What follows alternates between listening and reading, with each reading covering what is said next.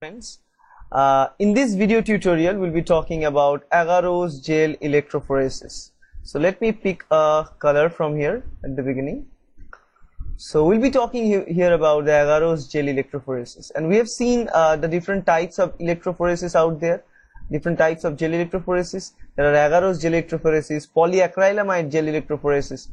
Now the idea of gel electrophoresis is to separate the combination of all the DNA molecules based on their length. In case of this agarose gel electrophoresis, is usually used to separate nucleic acid, especially to separate DNA molecules. Now you have isolated a DNA molecule, let's say from a cell, by cracking that cell open, but you don't know exactly the length of those DNA and the different functionality of the DNA. Or let's say you have a large DNA segment, you break them into smaller fragments, and then you need to take each of the smaller fragments, amplify them, and to identify their lengths and all these things. So for all those stuff, for understanding the length of those DNA fragment, we need to run the agarose gel electrophoresis for that DNA. Now this process is simply separating the DNA fragment based on their length using a polymer mesh or polymer network made with agarose. Agarose is a kind of sugar. Agarose is a kind of sugar that is present, and those sugar are added with one another. That's a polysaccharide majorly. So multiple sugar units will be added with each other to give what we called a porous network. So it's kind of like a porous network like that. So if it has small pores in different regions, and what this DNA is doing is that DNA is skipping through this pore and transferred from different locations based on applying some charge, right? Now let's say we have this polar mesh network out there, and we have one positive charged region, we have the opposite part is negative, and we apply an electric field between them. So if you apply electric field, and the molecule that we're separating is also a type of charged, for like this DNA molecule, it is negatively charged. We all know DNA is negatively charged. So obviously DNA will move from negative side towards the positive electrode that is present there, or anode that is present there. So this migration is done due to applying electricity, and that is through this agarose network, and that's what we call as gel electrophoresis, agarose gel electrophoresis. Now there are several different types of electrophoresis pathways available there. This is agarose gel electrophoresis. There is another type called as a polyacrylamide gel electrophoresis, or PAGE. In that polyacrylamide gel electrophoresis, this is for proteins.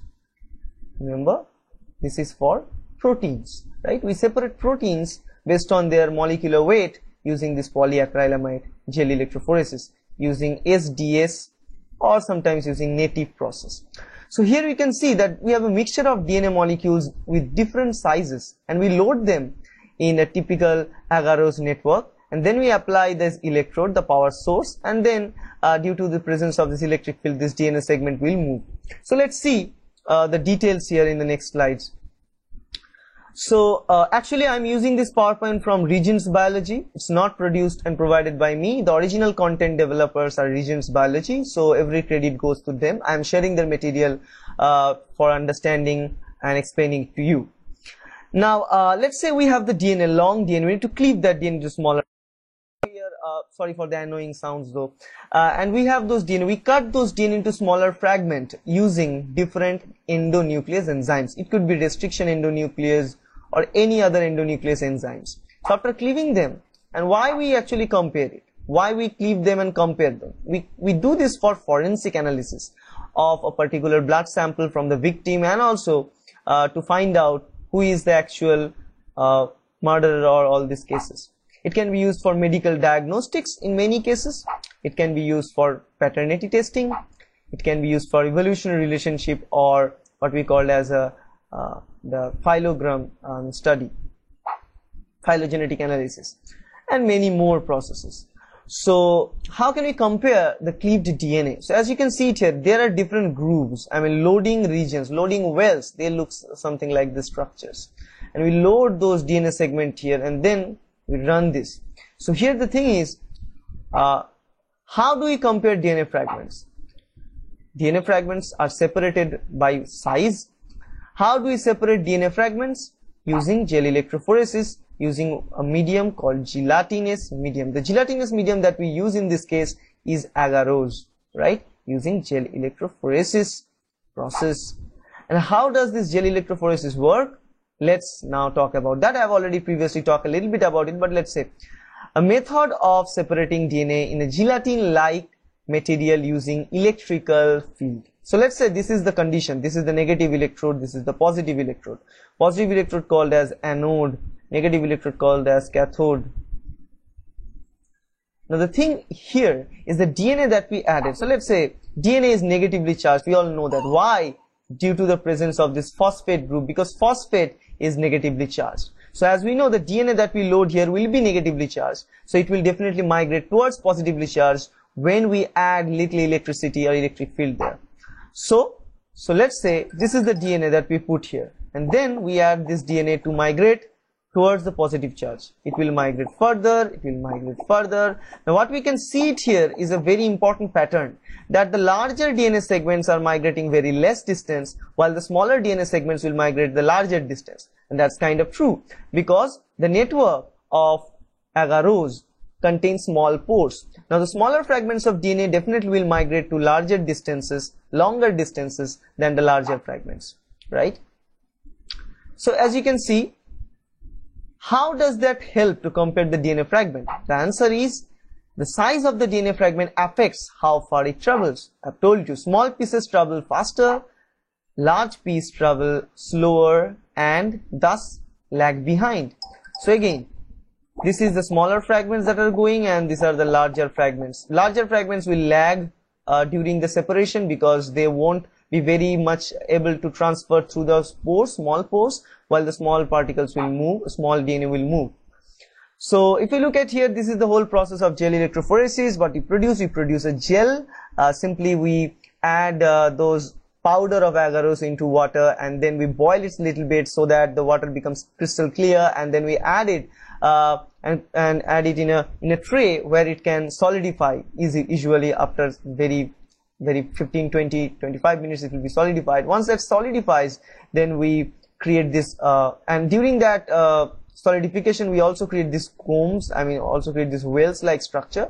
Then we load them with our DNA sample, and then we run this gel electrophoresis. Okay, so we cleave them, run them. As you can see, larger fragments will end up in the back side, shorter fragments will end up in the longest distance in the gel.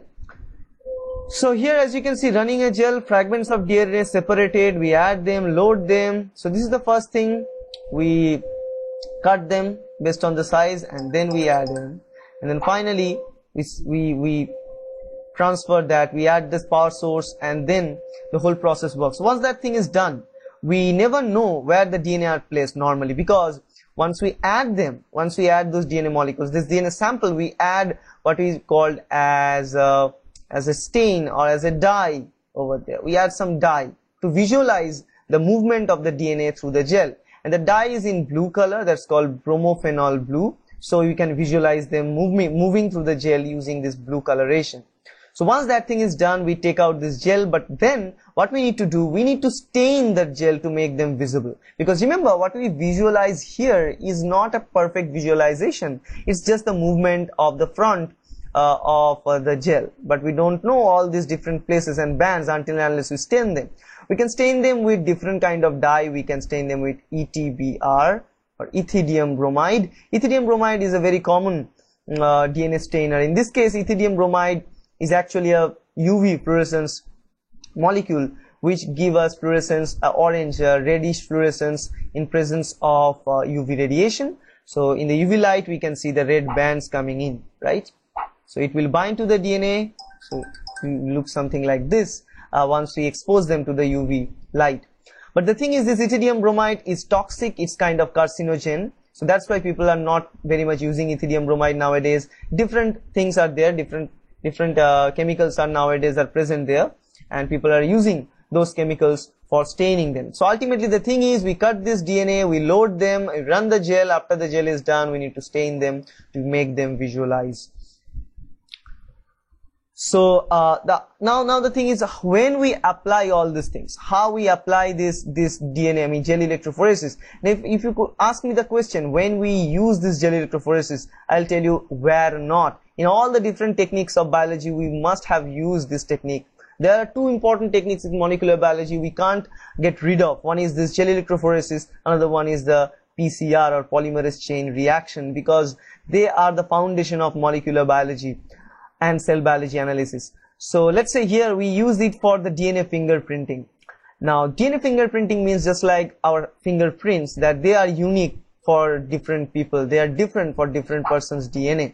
For example, sections of junk DNA that are present in our DNA sections, multiple junk segments which are not coding, non-coding segments, they don't code for any protein, and they made a repeated sequence, just like repeats like CAT, CAT, CAT, or GCC, GCC repeats all the time. And each person may have different number of these repeats, and this different number of these repeats, that are called single repeats or multiple repeats, whatever repeats present there, those repeats are varying from person to person, and the presence of typical repeats are indicating for a particular fingerprint in the genome for individuals. So we can exploit this region and we can classify different individuals in different parts. So many sites on our 23 chromosomes with different repeat segments can be present. For example, let's say this is the DNA segment, and you see this is the green color, it's a repeat of CAT, CAT, CAT repeats. Now this is 3 times repeated for the individual, let's say A. Let's say for individual B, this repeat is 5 times. Let's say for individual C, the repeat is only 2 times, like that. So something happens like this. And let's say for another one, for another person, this repeat is multiple times. Let's say 5 or 6 times here. So this is individual A, this is individual B, and that thing's varying. This repeat number is varying. And by measuring this, by knowing this, we can actually tell that there are typical trademarks. I mean, these are the markers for those individuals unique to them. Now, how can we guess that? Let's say this is an allele 1. We have repeats, 3 repeats out there, 3 CAT repeats, right? Now we break them down with endonucleases. We cut them using, say, a particular type of restriction endonuclease, only 1 or 2 type of restriction endonuclease. And it gives us the different segments. So it gives us the segment, then we get these 3 different segments, and then we load them into the gel, the agarose gel. And once we load them in agarose gel, we get this band for this repeat. And we also get other bands, but we forget about those things because they are common. But this is a unique band that we get. Now let's say these are the other bands that we get, the other 2 bands. Okay. Now let's say we have the second person and allele number 2 here. So person number 2, the same allele that we can say this is a person number 2 now. That have more repeats, say 5 or 6 repeats of that same thing. As you can see, multiple repeats, and also GCC repeats, and all these different kinds of repeats, CAT repeats in multiple times are present there. So now we again do the same thing. We cut it with the restriction endonuclease, and then we get those 3 different fragments. So obviously we load them into the gel, and we also get 3 different fragments. One, we get this larger fragment in YOLO because it has multiple repeats, I mean more than 3 or 4 repeats compared to the person 1, and then we get the other 2 segments. So by comparing these two different gel pattern, what we can see that these 2 individuals, they are different individuals. This DNA are not taken from a single individual, because the repeated segment, as you can see, are different, are of different length, and that is only possible, it's because of that signature sequence of repeated regions are different for those individuals. And once we see that, we can actually tell that these are the 2 different persons. So that's how we can fingerprint the person in different cases and tell the difference between us. Now the second thing that we can use the electrophoresis is evolutionary relationship analysis, right? So we can compare the DNA samples coming from different organisms, different individuals, let's say mammals and amphibians and all those different individuals, and to finally we can track down and can make that phylogenetic tree based on this analysis. So let's say we load them, and what we get is something like this kind of result. So by looking at it, what we can tell is something like this. Let's say this is the turtle. The first one is a turtle, second one is a snake, third one is a rat, fourth one is squirrel, fifth one fruit fly. So as you can see it here by looking at these images, but why and how we can tell that? Let's say this 1 and 2, if we compare 1 and 2, you'll find most of the similarity, same region, same, only one slight difference. So definitely 1 and 2 must have been originated from a single ancestor, and that's what is going on here, single ancestor. Similarly, if you look at 3 and 4, you'll find maximum similarity between 3 and 4. Maximum similarity. So definitely 3 and 4 are originated from a single individual, single ancestor. Now if we compare 2 and 3, you will see a huge difference, because you can see that in 2 and 3 there are not very much similarity at all. So we can tell that 2 and 3 are more distantly related than 1 and 2 or 3 and 4. That's definitely true, because a rat and snake has a huge difference, because a snake is an reptilia and rat is a mammal or a mammalia. So if you look at finally the fifth one, the fruit fly, it does not match with any of them, because it's completely different compared with any one of this 1 to 4, and we can tell it is far distantly related and come from a different ancestor. So we can put this fruit fly completely out at the very first place, then we make this 3 and 4 out from 1 and 2, and then 1 and 2 and 3 and 4 coming from single ancestor. That's how we can create the phylogenetic tree, and that's how we can understand the evolutionary relationship between different organisms by looking at the gel electric pattern. But again, this is not that easy, though it was given in very simple way, but actually doing this thing is very difficult. I mean, using 16S RNA sample and all these things, it's kind of tedious, and we cannot do this manually on our own. There are softwares out there who, with very tough algorithm going on, we actually detect what's going on and to give us the idea where it is related or not. And we nowadays we don't use this single process, single experimental purpose to analyze the evolutionary relationship. We use bioinformatics, we use protein study, DNA study, we use their morphological study, and all those studies compiled together to give the idea of evolutionary relationship.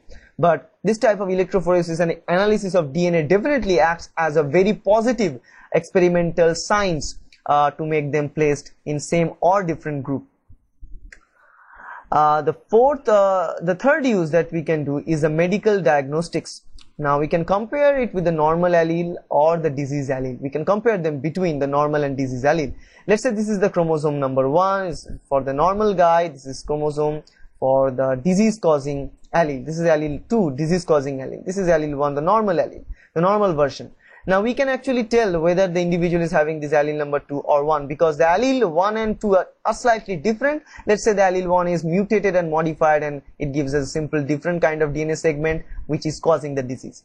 Now let's say here, for example, the same things happen in case of Huntington's chorea disease. So for allele 1, if we break it down and run the gel, we'll find these 3 bands, and for the allele 2 we get many number of bands.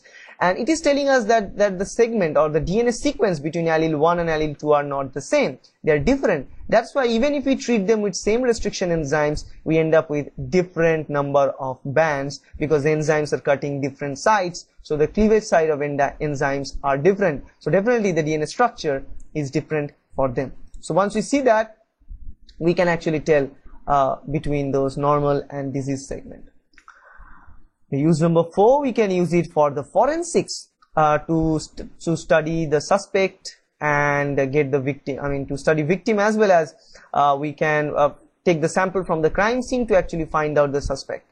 So let's say here this is the crime scene sample for normal crime scene sample, then we have the sample for the victim. To exclude that out, then we have 3 different suspects and we run gel electrophoresis, and after that what we find is kind of thing like that. Now these are the 3 different suspects for us.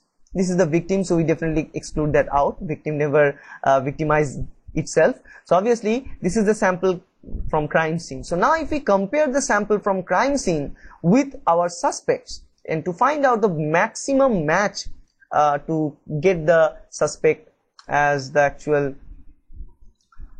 causing in this case. For example, in this case, this S1 is not having similarity with this crime scene sample. S2, however, is having exact similar condition with this crime scene sample. Though in natural cases we don't get kind of exact matches, but you can actually, by looking at the gel, you can tell that yes, this S2 is having a kind of same match with this sample coming from the crime scene. So we can tell that S2 is the actual suspect in this case, not S3. So we can exclude out other suspects and take the actual person who caused that flaws, and we can take them down. So that's how we can find this suspect and select the suspect. Okay. And we have talked about the DNA fingerprinting, and we know DNA fingerprinting is very easy. We can break them down, we can get the idea. So we have already talked about that. So that's kind of it, guys. That's how the gel electrophoresis is very, very important. We break down DNA, we separate them based on the electric charge through a mesh of agarose, and it's very helpful for phylogenetic analysis, evolutionary analysis, forensics, as well as DNA fingerprinting. So that's it, and I hope that's helpful. If you like the video, please hit the subscribe button, like this video, as well as put some comments and share this video with your friends in social networks. Thank you very much.